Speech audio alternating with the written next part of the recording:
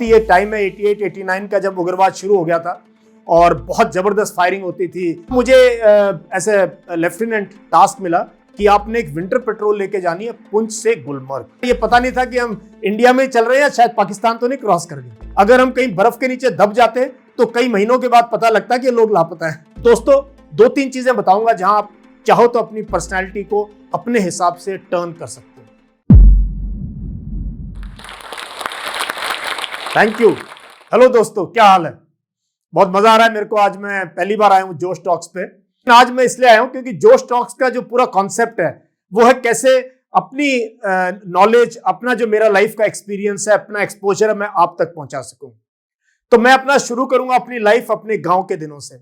मैं गांव में देहात में पैदा हुआ हूं। फादर मेरे सिपाही थे आर्मी में, एक्चुअली में सिपाही थे, सोल्जर थे। और मेरा गांव है बास, जो कि रूरल हरियाणा में है। जींद भिवानी रोड पे एक बहुत बड़ा गांव है बास पेटवाड़, मैं वहां पैदा हुआ था। शुरू में हम जैसे गांव के बाकी बच्चे गाय भैंसों को चराना, गाय भैंसों के साथ तालाब में जाना, खेतों में जाना, यही सब किया हमने। लेकिन जब मैं 4-5 साल का था, मेरे फादर ने ये निश्चय किया कि बच्चे को जो है कहीं ना कहीं कुछ बनाना चाहिए, ऑफिसर बनाना चाहिए, क्योंकि अब बहुत हो गया, सब सिपाही हैं घर में या खेती करते हैं। तो उस सपने से उन्होंने मुझे जो है मिलिट्री स्कूल में भेजा, राष्ट्रीय मिलिट्री स्कूल बैंगलोर। और उस जमाने में दोस्तों बैंगलोर जाना ऐसे था जैसे आज यहां से कैलिफोर्निया जाना है। बहुत दूर था, 4 दिन की ट्रेन जर्नी थी। देश भी इतना जुड़ा नहीं था जितना आज जुड़ा हुआ है।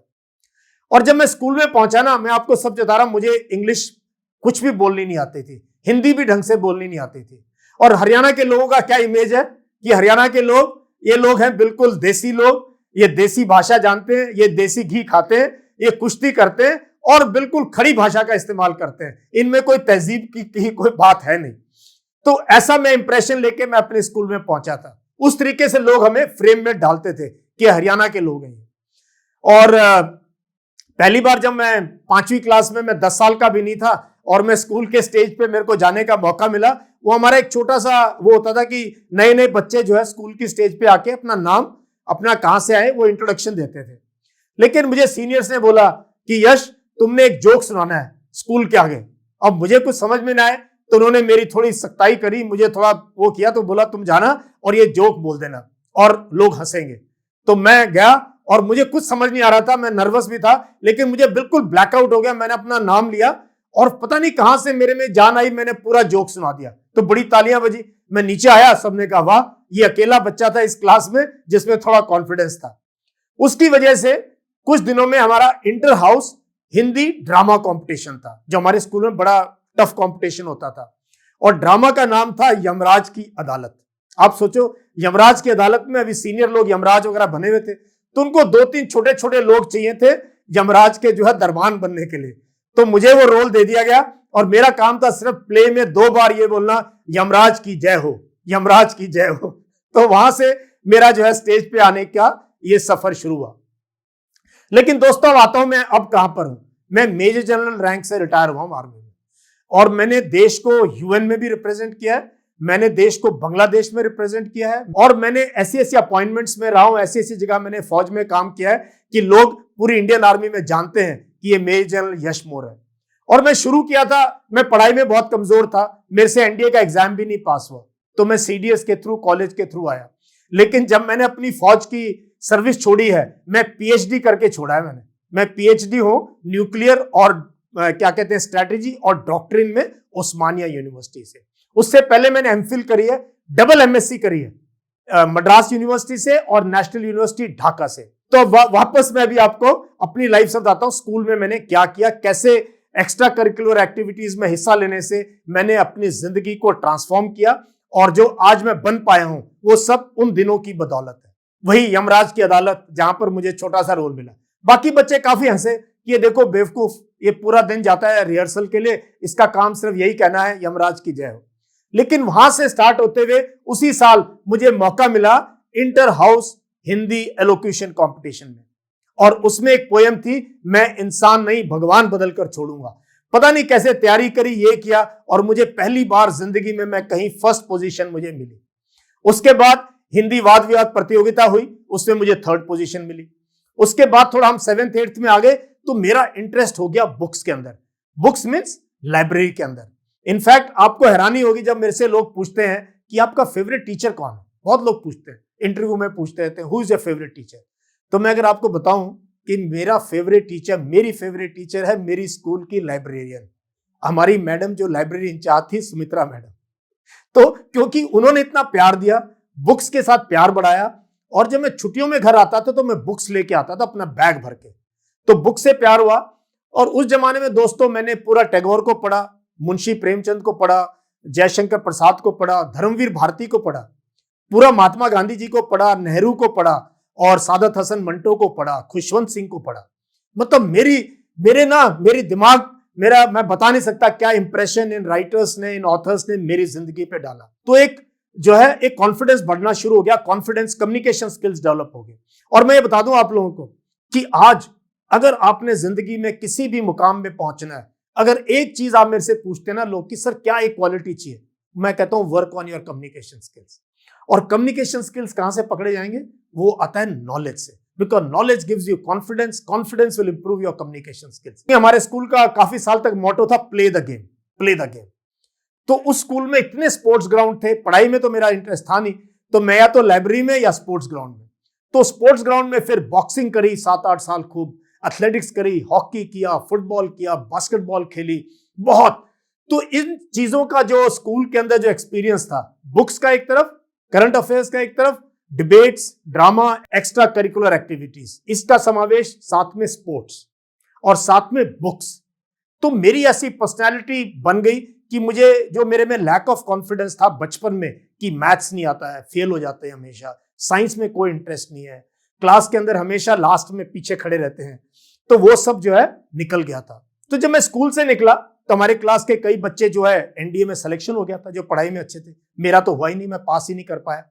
लेकिन मेरे में इस चीज की कोई भी मुझे कोई झिझक नहीं थी या शर्म नहीं थी। और मैं हमेशा एक चीज कहता हूं दोस्तों, never compare yourself with others. आपको पता ही नहीं आप कितनी नायाब चीज हो। तो मैंने हमेशा सोचा कि यश तेरे में वो है जो बाकी लोगों में है नहीं। तो मैं स्कूल से जब निकला तो मैं कह के निकला था कि अपने टीचर्स को कि मैं वापस आऊंगा 2 साल बाद और इंडियन आर्मी में कमीशन ऑफिसर होकर आऊंगा। और एग्जैक्टली 2 साल में मैं जो है मैंने फर्स्ट चांस में अपना यूपीएससी का एग्जाम क्लियर किया, फर्स्ट चांस में एसएसबी क्लियर की, और फर्स्ट चांस में मैं एकेडमी में गया और बहुत अच्छी मेरी परफॉर्मेंस रही एकेडमी में। और मैं इंडियन आर्मी की सबसे पुरानी यूनिट में मेरे को कमीशन मिला। अब आता हूं आर्मी लाइफ के बारे में, क्योंकि आर्मी से मेजर जनरल रैंक से रिटायर हुआ हूं, तो आप जानना चाहोगे कि सब आर्मी में आपकी लाइफ कैसे रही। देखो आर्मी में मेरा कैरियर बहुत जबरदस्त रहा। एक बार की बात है, मैं पुंछ राजौरी में था और बहुत ही ये टाइम है 88-89 का, जब उग्रवाद शुरू हो गया था और बहुत जबरदस्त फायरिंग होती थी लाइन ऑफ कंट्रोल पे। तब मुझे ऐसे लेफ्टिनेंट टास्क मिला कि आपने एक विंटर पेट्रोल लेके जानी है पुंछ से गुलमर्ग। अब पुंछ से गुलमर्ग कहना बहुत आसान है, कोई रोड नहीं है, कोई रास्ता नहीं है, और ये पेट्रोल लेके जानी थी। एडवेंचर एक्टिविटी थी सर्दियों में, इनफैक्ट जनवरी में, तब 20-30 फुट की बर्फ पड़ी होती है वहां, और टेम्परेचर होता है -10 -15 के आसपास पीर पंजाल में ऊपर। उस जमाने में कोई जीपीएस नहीं होते थे, नक्शे भी पुराने थे, लेकिन हमें इतना ज्ञान नहीं था। और मेरे साथ दे दिए 2-3 ऑफिसर को 20-30 जवान, और जिसमें बीएसएफ और बाकी यूनिटों के भी मिला के कि ये लो लेफ्टिनेंट यश मोर, अब आप गुलमर्ग पहुंच जाओ। तो उस टाइम पे इस टीम को तैयार करना, इसको रेडी करना, इसको मोटिवेट करना, इसको एक्लिमेटाइज करना, और तब इतना इक्विपमेंट भी नहीं हमारे पास होता था। लेकिन कुछ भी कहो, ये टीम स्पिरिट की कहीं ना कहीं भावना थी स्कूल से। मैंने अपनी टीम को इतनी अच्छे से प्रिपेयर किया और इतने अच्छे से हमने ये किया कि इतनी रिस्क थी उसमें कि कई बार ये पता नहीं था कि हम इंडिया में चल रहे हैं, शायद पाकिस्तान तो नहीं क्रॉस कर गए। तब कोई वायर फेंसिंग भी नहीं होती थी और कोई तरीका नहीं था जानने को, रेडियो कम्युनिकेशन भी नहीं था। अगर हम कहीं बर्फ के नीचे दब जाते तो कई महीनों के बाद पता लगता कि लोग लापता है। लेकिन वो मेरा रिस्क टेकिंग का भी एक फितूर रहा है कि जब मौका मिलता है इंडिपेंडेंट तो उसको पूरा करना चाहिए। तो मैंने बहुत सक्सेसफुल वो एडवेंचर पेट्रोल किया, जिसकी वजह से काफी रिकॉग्निशन मिली। बहुत लोगों ने अप्रिशिएट किया कि तुमने कैसे सर्दियों में जो है इतने दुर्गम रास्ते पे जो है तुमने कैसे किया। But that was just the ability to take risk and how to make good teams. Because team spirit कहां से सीखोगे आप? वो सीखते हो स्पोर्ट्स फील्ड से। इसलिए स्पोर्ट्स खेलना बहुत जरूरी है। ऑर्गेनाइज नहीं भी हो, साइकिलिंग तो कर ही सकते हो, स्विमिंग कर सकते हो, भाग सकते हो, दौड़ सकते हो। तो ये बहुत जरूरी है to be a successful person, not only in the army, जिंदगी में भी अगर कामयाब बनना है तो टीम स्पिरिट में काम करना चाहिए। कि इंडियन आर्मी बहुत ही स्टीप पिरामिड है हमारा, ऐसे करके ऊपर बहुत छोटे से परसेंटेज के लोग ही जनरल रैंक तक पहुंचते हैं। अगर मैं आपको कहूं 2 या 2.5% पूरे बैच में लोग मेजर बनते हैं तो शायद गलत नहीं होगा। So to reach that level for a direct entry officer जो कॉलेज से गए, क्योंकि बेस्ट तो एनडीए के स्टूडेंट्स होते हैं, तो दैट मीन्स हमने कुछ काम ऐसा किया होगा कि हम जो है उस रैंक पर पहुंच चुके। ये सब हो पाया पर्सनैलिटी डेवलपमेंट से। तो दोस्तों 2-3 चीजें बताऊंगा जहां आप चाहो तो अपनी पर्सनैलिटी को अपने हिसाब से टर्न कर सकते हो। मैं हमेशा ही मानता हूं कि आप पैदा जहां मर्जी हुए हो, पैदा होने से आपको क्या है, माँ बाप से आपको बालों का रंग मिल जाएगा, हाइट मिल जाएगी, कलर मिल जाएगा, लेकिन आप इंसान क्या बनोगे काफी कुछ आपके हाथ में है। और आपका जो एनवायरनमेंट जो आपको मिला है, जिस वातावरण में आप पले बड़े हो, कैसे लोगों की संगति में रहे हो, कौन आपको मेंटर मिले हैं, कौन गाइड मिले हैं, कौन रहबर मिले आपको, वो काफी कुछ उस पर डिपेंड करता है। और वो होगा जब आपका माइंड खुला होगा। तो मैं पर्सनैलिटी डेवलपमेंट के बारे में यही कहूंगा कि सबसे पहले तो आप कृपया करके अपनी वीकनेस पे ध्यान मत दो। हम सब में हजारों वीकनेसेस हैं, कोई ना कोई चीज है जहां पर हम कंपीट नहीं कर सकते। So don't compare, don't compete दूसरों के साथ। आपका कंपटीशन अपने खुद के साथ है। You are competing with yourself. तो दूसरों के बारे में क्यों सोचना है? तो वर्क ऑन योर स्ट्रेंथ। और वो तब होगा जब आप एक पॉजिटिव पर्सनैलिटी बनोगे, पॉजिटिव इंसान बनने की कोशिश करो। हर चीज में हमेशा ग्लास जो है पानी का आधा भरा देखें, खाली मत देखें। And work on your strength. हर एक में देखो, आप जो भी कामयाब लोग हैं, जो म्यूजिशियंस हैं, शेफ्स हैं, फैशन टेक्नोलॉजी में है, एक्टिंग में है, राइटर्स हैं, जो कंटेंट लिख रहे हैं, जो आज यूट्यूबर्स हैं, मैं भी यूट्यूबर हूं, वो लोग कौन है? वो हैं जिन्होंने अपनी स्ट्रेंथ पे काम किया और अपनी वीकनेस को छोड़ दिया किसी ना किसी स्टेज पे, कि वो ज्यादा महत्व नहीं रखता उस चीज का। So work on your strength, forget about your weaknesses. Next चीज है हमेशा फ्लेक्सिबिलिटी ऑफ माइंड, कि माइंड को इतना खुला रखो कि आप कोई नया आइडिया, कोई नया विचार, कोई नई हवा कहीं से आती है, उसका समावेश आपके व्यक्तित्व में हो जाए। तो मैं पंजाब में था, मैंने गुरबाणी पूरी करी, मैं सारे गुरुद्वारों में गया और एक सिख धर्म का पूरा मैं अनुयायी बन गया। मैं कश्मीर में गया, आपको हैरानी होगी, मैंने कुरान शरीफ पढ़ी, मैंने हजरत पैगंबर के बारे में पढ़ा और मैंने हजारों मस्जिदों में मैं गया हूं। मैं लद्दाख में गया, वहां पर मैंने बुद्धिज्म के बारे में स्टडी किया और बौद्ध फिलॉसफी को अपनी जिंदगी में अपनाने की कोशिश करी। और जितने लामा या रिम्पोचे जो बहुत बड़े पहुंचे हुए संत हैं वहां के, उन सबसे मेरा जो है एक पर्सनल कनेक्शन हुआ। सो ये जो पर्सनालिटी का एक हिस्सा है कि जहां जाते हो नए आइडियाज, नए विचार, उनको एकदम से एक्सेप्ट कर लो आप। और तीसरी चीज है बी अनकन्वेंशनल, बी अनप्रेडिक्टेबल, कि कुछ ना कुछ नया करो। ये किताब में पढ़ के रट के 90% नंबर तो आजकल लाखों बच्चे ले रहे हैं। उस रेस में ये नंबर ही रह जाते हैं, कागजों पे रह जाते हैं। ये जिंदगी में they don't translate into success in life.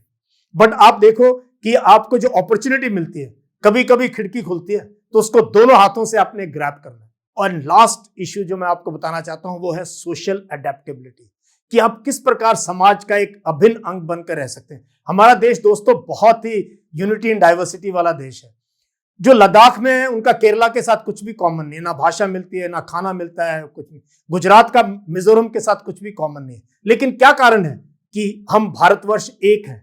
Y is this idea of India? ये इसलिए है कि हम जहां जाते हैं वहां के बन के रह जाते हैं, और जो जहां आता है हम उस चीज को अपनी जिंदगी में अपना लेते हैं। सो मैं यही कहूंगा कि बी सोशली अडेप्टेबल। आप अगर बैंगलोर काम करने जाते हैं तो कृपया करके वहां के कल्चर में समावेश हो जाएं, और अगर आप कश्मीर जाते हैं तो वहां के बन के हो जाएं। इससे आपको क्या होगा, एक तो आपका माइंड खुलेगा और दूसरे कल्चर्स और दूसरी चीजों के बारे में आपको जो है पता लगेगा, और आपको बहुत आपका माइंड जो है और ब्रॉडन हो जाएगा, आपका होराइजन बड़ा हो जाएगा और आप एक अच्छे मुकम्मल इंसान बन सकते हो। मुझे बहुत मजा आया इस जोश टॉक्स में बात करके, और thank you very much. Look forward to having this kind of interaction more often with you. Thank you. जय हिंद। जय हिंद। जोश टॉक्स अब स्पॉटिफाई एक्सक्लूसिव पॉडकास्ट है, जिसके साथ जोश टॉक्स की सभी कहानियां ऑडियो फॉर्मेट में अपलोड होंगी केवल स्पॉटिफाई पर। और हाँ, अगर आपको ये वीडियो अच्छी लगी तो आप जोश टॉक्स पॉडकास्ट को फॉलो कर सकते हैं और सुन सकते हैं ऐसी कई प्रेरणादायक कहानियां सिर्फ स्पॉटिफाई पर। लगता था शायद मैं आईएएस बन भी जाऊं तो मुझे इंग्लिश शायद नहीं बोल पाऊंगा।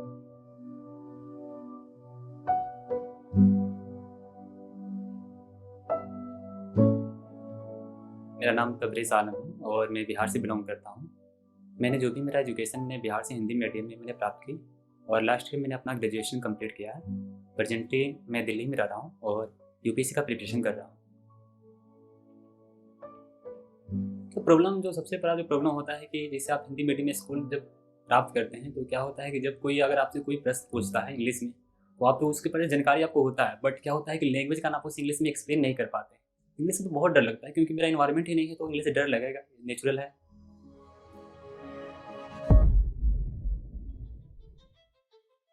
मैंने जोश स्किल एप्लीकेशन के बारे में मैंने सुना, तो मैंने जिस स्किल के बारे में सुना और जाकर उसे इंस्टॉल भी किया था और मैंने उसकी जो भी प्रोसेस है मैंने उसे जाना और इंग्लिश स्पीकिंग कोर्स के लिए मैंने क्लास स्टार्ट कर दिया। पहले तो थोड़ा बेसिक पोर्शन ग्रामर का बताया जाता है, उसके बाद वोकैब्स का जो प्रैक्टिस करना पड़ता है, उसके बाद रीडिंग प्रैक्टिस होता है और अल्टीमेटली आपको प्रैक्टिस करना पड़ता है आपके प्रैक्टिस पार्टनर से। 10 मिनट आपको मिनिमम बात करना पड़ता है। उसके बाद आपका एक जो कोर्स होता है वो कंप्लीट हो पाता है। मैं बोल सकता हूँ स्विफ्टली कि मैं किसी से भी कोई भी पर्सन मैं उसे इंग्लिश में कम्युनिकेट कर सकता हूँ, मुझे कोई इशू नहीं है।